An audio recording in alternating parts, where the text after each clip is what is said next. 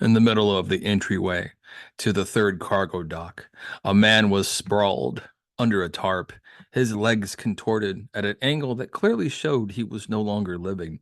The blood that had seeped out from under the tarp had turned dark red by that point, only driving the point home further. Officer Walter grabbed her data tablet. With a few quick swipes, she called up the situation report and began to read. Here's what we got so far. The sergeant on staff was called to the scene about 0300 hours this morning, after we got reports from a passerby that there was a scuffle at the entry of Dock 3. Witnesses said someone might be injured at the scene. Clearly, that was an understatement. She swiped the screen and pulled up the spec sheet on the dead man and handed it to Hoskins.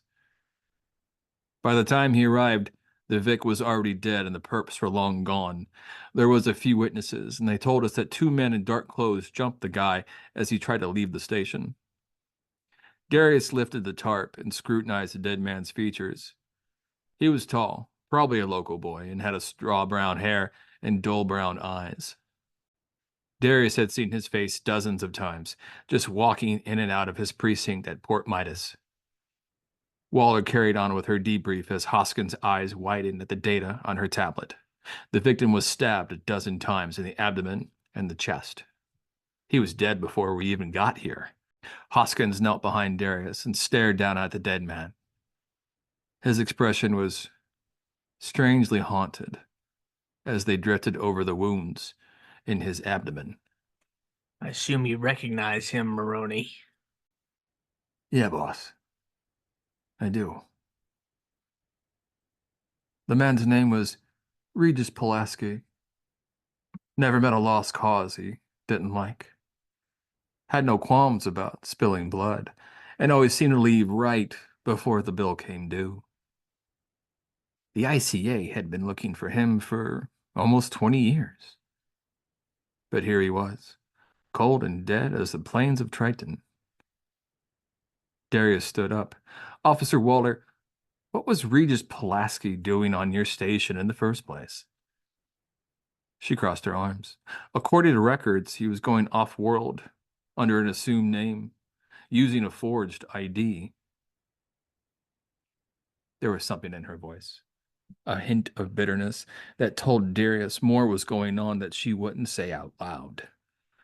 He made a mental note to leave that one alone until it became necessary. Hoskins had also noticed her irritation, but was much less tactful.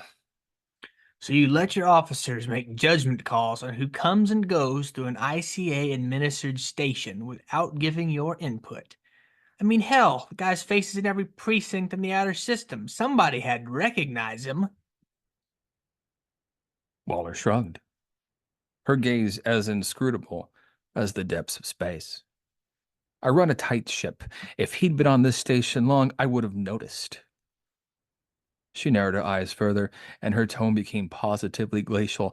But if someone did let him aboard the station, I will find out about it. Another long and difficult pause passed between the three of them before Darius cleared his throat to bring everyone's attention back to the matter at hand. What did the security cameras pick up? Waller sighed.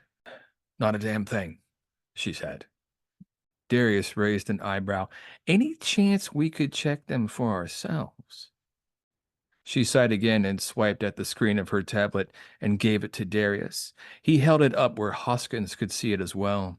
On screen was a suite of security feeds, all which showed the same timestamp, about 0300 that morning, and all around the entrance to Dock 3.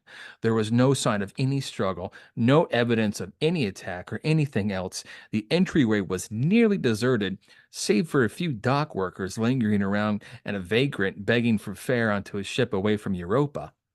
Hoskins scratched at his chin as he watched the videos roll.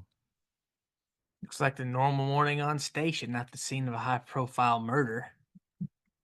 Another section of video came up in the display, this time showing the 0245 timestamp from the previous day. Do you notice anything? She asked. Hoskins started to argue, but Darius cut in before he could speak. They're both the same, he told her. He pointed at the video feed. See, that panhandler is in the same spot, and he moves exactly the same. There. Darius shook his head. No, someone doctored this. They took yesterday's feed and put it on today. He frowned. The only thing is, that would mean pretty serious work for just a goon squad. I mean, that is the assumption, isn't it? That this had something to do with Pulaski's criminal record. No one had laid it out so plainly, but Darius knew from the look Hoskins gave him that it had been going through his mind as well. Darius said nothing. He was still weighing the possible outcomes of a turf war.